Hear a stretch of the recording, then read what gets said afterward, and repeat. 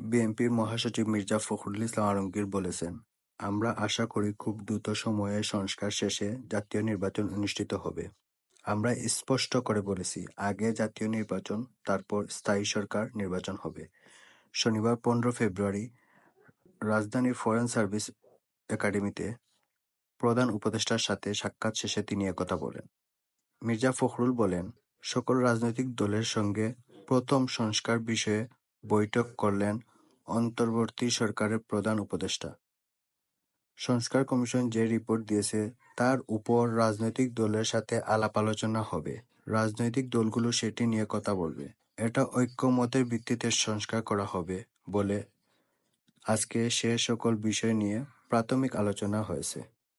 বিভিন্ন রাজনৈতিক দল তাদের কথা বলেছে। আশা করি খুব দ্রুত সংস্কারের বিষয়ে ঐক্যমত্যে পৌঁছানো সম্ভব হবে এবং খুব দ্রুত সময়ের জাতীয় নির্বাচন অনুষ্ঠিত হবে, এটা আমাদের প্রত্যাশা। আমরা স্পষ্ট করে বলেছি, আগে জাতীয় নির্বাচন, তারপর স্থায়ী নির্বাচন।